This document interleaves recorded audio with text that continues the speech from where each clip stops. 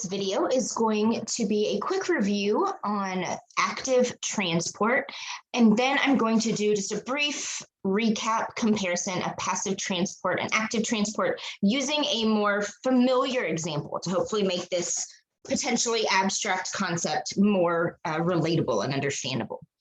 So with active transport, remember it is the exact opposite of passive transport, okay? So if you can remember the two big features of passive transport, you automatically know those of active transport.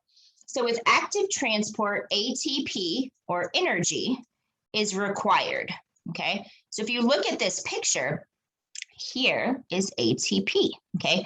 So remember ATP is adenosine triphosphate, and so the triphosphate means there are three phosphate groups. That's what each of these little orange shapes are, okay? Those are the three phosphate groups.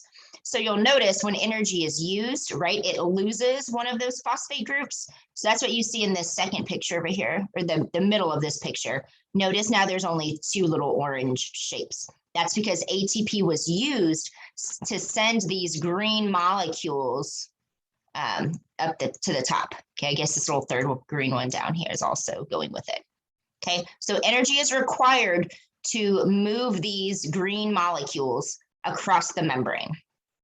Okay, so then the other feature, remember, is that molecules are going to move against their concentration gradient. Okay, against.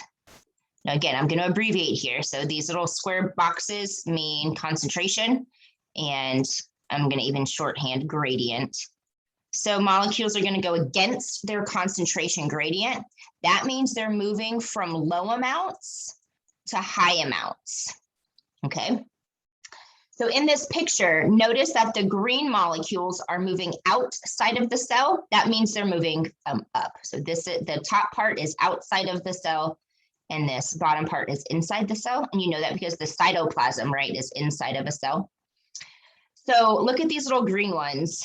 So at the time of this picture, so again, they kind of show a lot of different things. You're comparing this left-hand side to the right-hand side.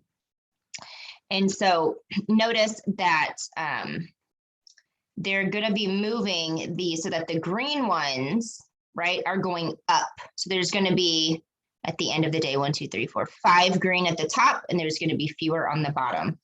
Okay, so it's moving from low amounts to high amounts. So it's going against the concentration gradient. I'm not crazy about this picture, to be honest.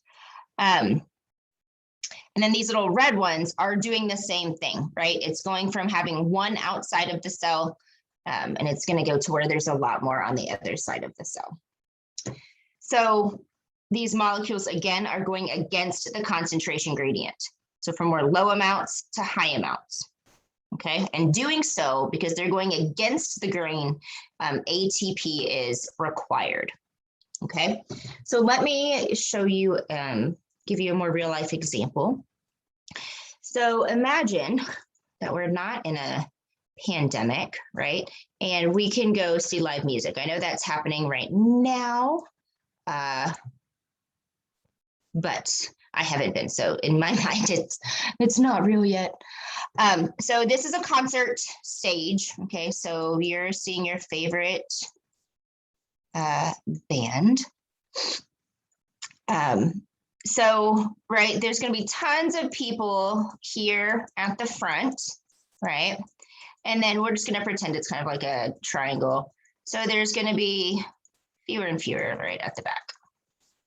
Give me a second to try and get this sketched. Okay, so let's pretend initially, okay, that you are this person right here.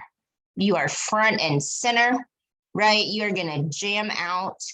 But right before the person comes on, you decide you need to go to the bathroom, and we're gonna pretend the bathroom is back here, restroom. So you need to go from where there's tons of people at the front of the stage to where there's fewer people at the back, right? So you are going from high amounts of people to low amounts of people. So you're going down your concentration gradient.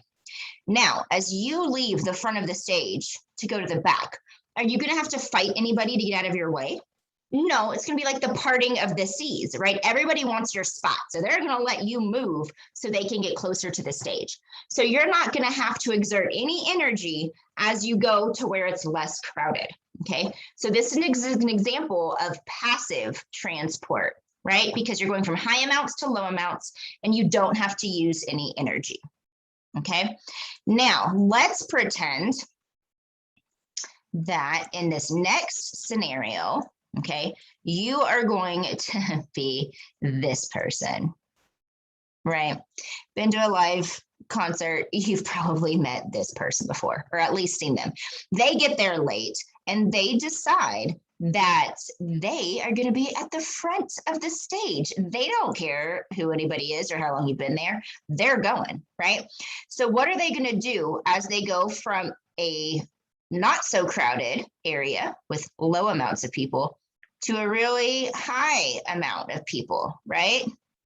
They're going to have to throw some elbows, channel their inner ludicrous, throw them bows, and fight their way to the front, right? So in this case, they need to use energy because they're going to have to push and shove their way to the front, right? And they're going from where there's low amounts of people to high amounts of people. So because they're going against the grain, they are going to need energy to do that. So this is an example of active transport. Okay. All right, y'all, please let me know if you have any questions.